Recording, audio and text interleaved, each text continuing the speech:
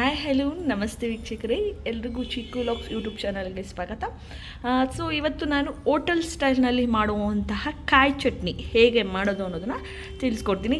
ಈ ತಟ್ಟೆಯಲ್ಲಿ ಆಲ್ರೆಡಿ ನಾನೆಲ್ಲ ರೆಡಿ ಮಾಡ್ಕೊಬಿಟ್ಟಿದ್ದೀನಿ. ಕೊತ್ತಂಬರಿನ ವಾಶ್ ಮಾಡ್ಕೊಂಡು ಹಸಿಮೆಣ್ಸಿನ್ಕಾಯಿ ಮೂರು ನೋಡಿ ನೋಡ್ತಾ ಇದ್ದೀನಿ. ನಾನು ಲಾಸ್ಟ್ ವೀಡಿಯೋಲಿ ಹೇಳ್ದಂಗೆ ಹಸಿಮೆಣ್ಸಿನ್ಕಾಯಿ ಗ್ಯಾಸ್ಟ್ರಿಕ್ ಪ್ರಾಬ್ಲಮ್ ಆಗೋದ್ರಿಂದ ನಾನು ಕಮ್ಮಿನೇ ಬಳಸೋದು. ಬೆಳ್ಳುಳ್ಳಿ ಒಂದು 4 ಎಸಳು, ಹುಣಸೆಹಣ್ಣು, ಉರ್ಗಡ್ಲೆ, ಆಮೇಲೆ ಕಾಯಿ ತುರಿ, ಸ್ವಲ್ಪ ರುಚಿಗೆ ತಕ್ಕಷ್ಟು ಉಪ್ಪು. ನೋಡ್ತಾ ಇದ್ದೀರಲ್ಲ ಪ್ಲೇಟಲ್ಲಿ, ಹುಣಸೆಹಣ್ಣು ಸಹ ಹಾಕೋಬೇಕು. ನೋಡಿದ ಹಾಗೆ ನಾನು ಯಾವ ರೀತಿ ಕಾಯಿ ಚಟ್ನಿ ಮನೇಲೇ ಈಸಿಯಾಗಿ ಇಡ್ಲಿಗಾಗಲಿ, ದೋಸೆಗಾಗಲಿ ಅಥವಾ ಚಪಾತಿಗಾಗಲಿ ಎಲ್ಲದಕ್ಕೂ ಸಹ ನಾವು ತಿನ್ಬೋದು. ಸೊ ಹಾಗಿದ್ರೆ ಬನ್ನಿ ಗ್ರೈಂಡ್ ಮಾಡೋಣ, ಕಾಯಿ ಚಟ್ನಿನ ತಿನ್ನೋಣ. ಸೊ ನೋಡಿ, ಮೊದಲಿಗೆ ಕಾಯಿ ತುರಿನ ಹಾಕೋತಾ ಇದ್ದೀನಿ. ನಾನು ಸಣ್ಣದಾಗಿ ಹೆಚ್ಕೊಂಡಿದ್ದೀನಿ. ನೀವು ತುರ್ಕೋತೀನಿ ಅಂದ್ರೂ ಸಹ ನೀವು ತುರ್ಕೋಬೋದು. ಹುಣಸೆಹಣ್ಣು, 3 ಹಸಿಮೆಣ್ಸಿನ್ಕಾಯಿ,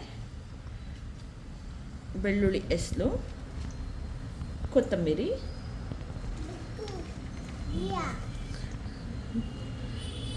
ತುಂಬ ಚೆನ್ನಾಗಿ ಬರುತ್ತೆ. ಸ್ವಲ್ಪ ಇದನ್ನು ತೆಳ್ಳಗೆ ರುಬ್ಕೋಬೇಕು, ಯಾಕಂದರೆ ತೆಳ್ಳಗೆ ಚಟ್ನಿ ತಿನ್ನೋದ್ರಿಂದ ಜೀರ್ಣವೂ ಸಹ ಆಗುತ್ತೆ. ಸೊ ನೋಡಿ, ಉರ್ಗಡ್ಲೆನೂ ಹಾಕೋತಾ ಇದ್ದೀನಿ.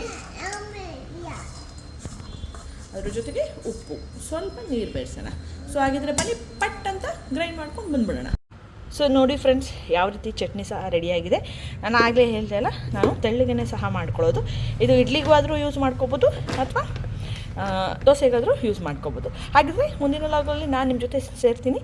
ಅಲ್ಲಿವರೆಗೂ ನೀವೆಲ್ಲ ಏನು ಮಾಡಬೇಕು ಗೊತ್ತಾಯಿದೆಯಲ್ಲ, ಸಬ್ಸ್ಕ್ರೈಬ್ ಮಾಡಿಕೊಂಡು ನನ್ನ ಚಾನಲ್ನ ನೋಡಿ ಅಂತ ಹೇಳ್ತಾ love you all, tata, bye.